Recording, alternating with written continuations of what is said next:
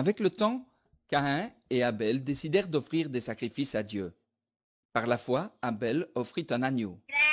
Il le fit en accord avec la volonté de Dieu. Mais Caïn n'offrit pas ce que Dieu demandait. En conséquence, son offrande fut rejetée par le Père céleste. Au lieu de se repentir de son péché, Caïn, pris de jalousie et de rage, tua son frère. Nous trouvons ici illustrés deux genres d'adorateurs.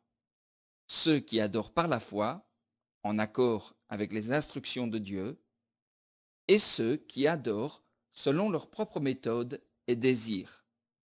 Dieu approuve l'adoration seule qu'il demande. Il n'accepte pas nos innovations.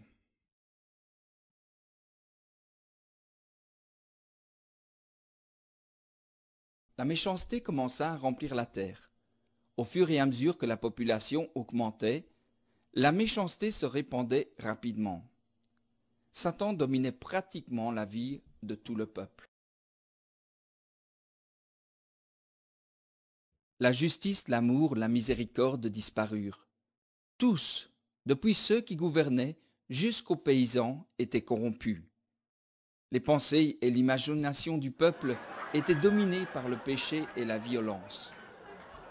Dieu vit que ce peuple qu'il avait créé à son image était maintenant entièrement perverti, et il en fut profondément attristé.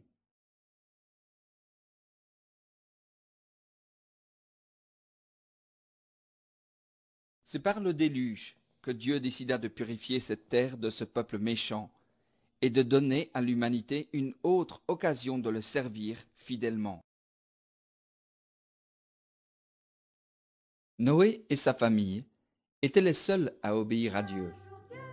Dieu choisit Noé pour construire une arche, un grand bateau à partir de bois de gopher, et aussi pour avertir le peuple de la destruction de toute chose vivante. La durée de vie des personnes ayant existé jusque-là avait été très longue, mais il n'en serait plus ainsi. Pendant 120 ans, Noé eut l'occasion de prêcher à sa génération pendant qu'il construisait l'arche. Dieu démontra ainsi son amour et sa miséricorde envers ce peuple méchant en leur permettant de changer leur vie avant que le déluge ne vienne.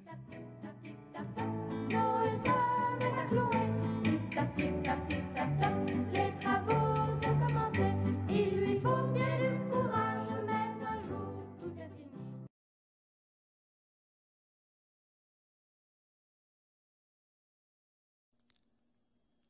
L'apôtre Pierre devait plus tard invoquer la patience et la miséricorde de Dieu. En 1 Pierre chapitre 3 versets 20 et 21, il dit « Par cet esprit, il est aussi allé prêcher aux esprits en prison, qui avaient été rebelles autrefois, lorsque la patience de Dieu se prolongeait, au jour où Noé construisait l'arche, dans laquelle un petit nombre de personnes, c'est-à-dire 8, furent sauvées à travers l'eau. C'était là une figure du baptême qui vous sauve à présent, et par lequel on ne se débarrasse pas de la souillure de la chair, mais qui est la demande adressée à Dieu d'une bonne conscience. Le temps venu, selon le commandement de Dieu, Noé fit monter à bord de l'arche sa famille, ainsi qu'une paire de diverses espèces d'animaux de la terre. Il avait déjà emmagasiné toutes les provisions nécessaires pour le séjour sur l'eau. Tous les autres peuples de la terre avaient rejeté les avertissements de Noé, et en rejetant ces avertissements, ils avaient aussi rejeté l'amour de Dieu. Lorsque Dieu ferma la porte de l'arche, aucun homme ne put l'ouvrir. Les eaux du déluge s'élevèrent au-dessus du sommet des montagnes. Les jours de la miséricorde de Dieu étaient passés. La méchanceté des hommes avait scellé leur propre destin. Ceux qui n'étaient pas sauvés n'avaient qu'eux-mêmes à blâmer.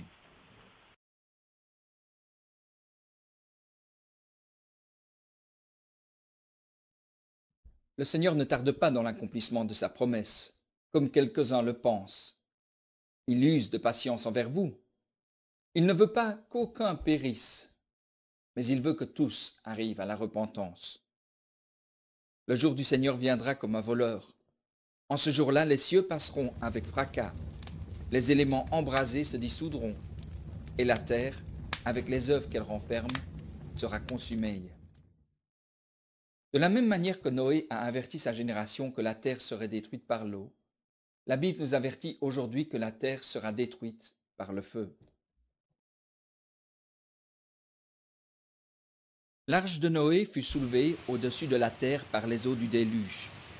Ces mêmes eaux qui détruirent la méchanceté et qui purifièrent la terre servirent aussi à sauver ceux qui étaient dans l'arche.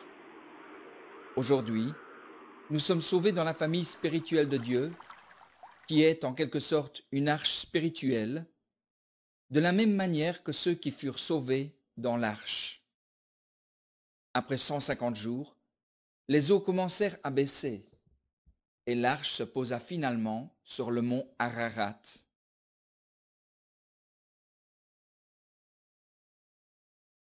Après avoir passé plus d'1 an dans l'arche, Noé, sa famille et tous les animaux descendirent sur la terre ferme.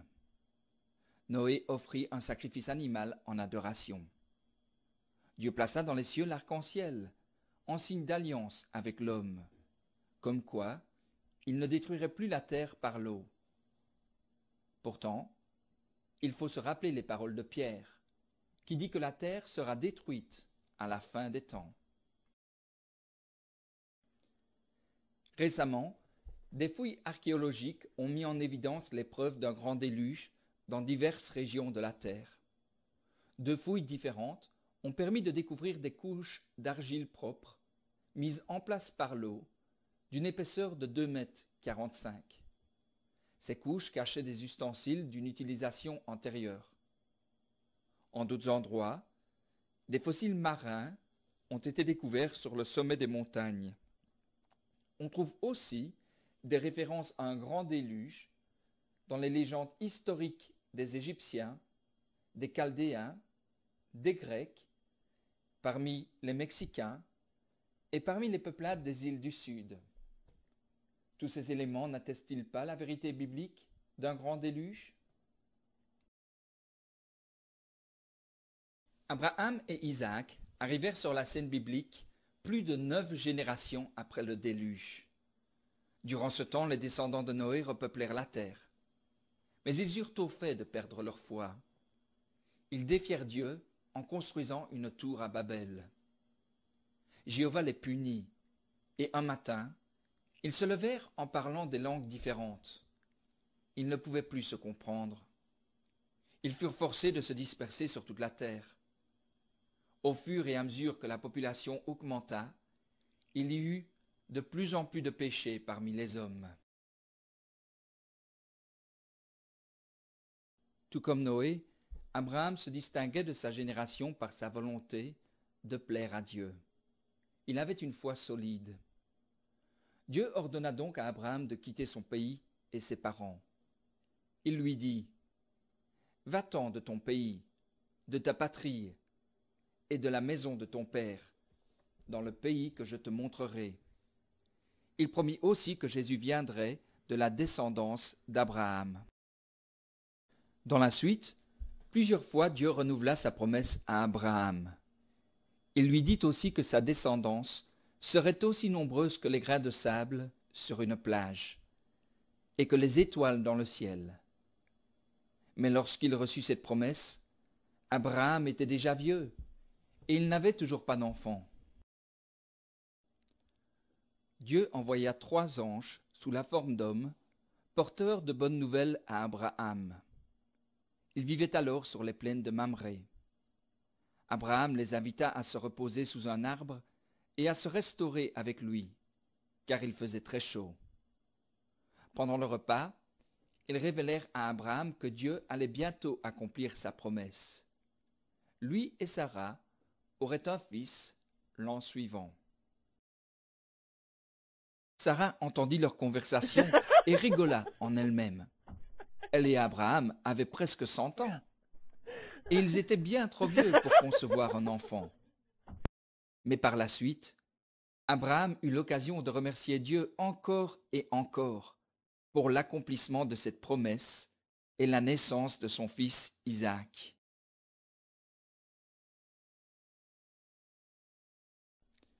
Isaac devenu adulte, Abraham lui trouva une épouse parmi son peuple. Il fit revenir Rebecca, qu'il lui offrit en mariage. Tout comme Sarah, Rebecca était stérile. Elle implora Dieu et demanda son aide. Elle fut alors bénie avec la naissance de jumeaux qu'elle appela Ésaü et Jacob. Nous nous concentrerons maintenant sur Jacob et Joseph, qui sont les deux personnages bibliques suivants dans la lignée d'Abraham. Jacob, un des deux fils jumeaux d'Isaac, devint le père de 12 garçons.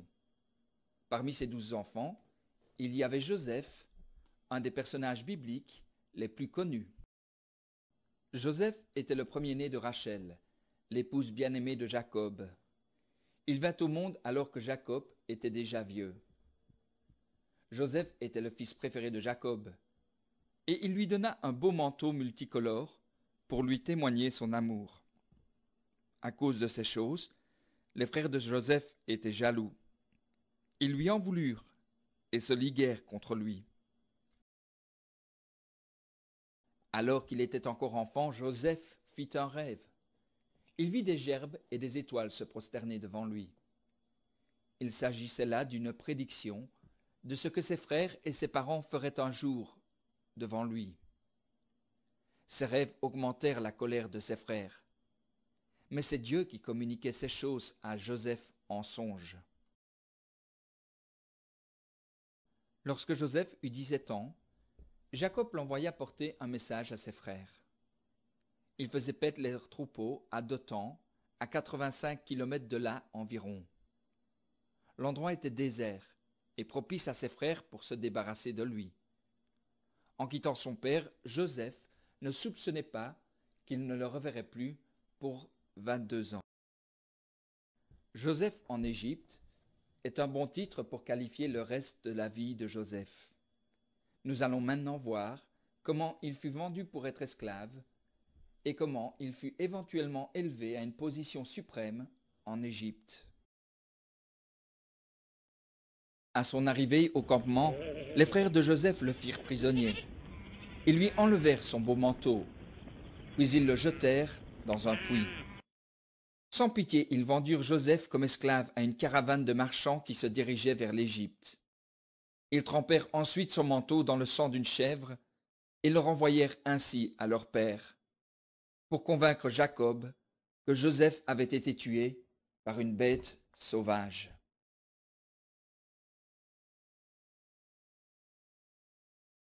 En Égypte, Joseph fut vendu à Potiphar, le capitaine de la garde du roi. Potiphar le chargea bientôt de toutes ses affaires financières. C'était une position qui donnait beaucoup de prestige. Tout alla bien, jusqu'à ce que la femme de Potiphar tente de séduire Joseph. Comme il ne répondait pas à ses avances, elle l'accusa faussement, et Joseph fut envoyé en prison.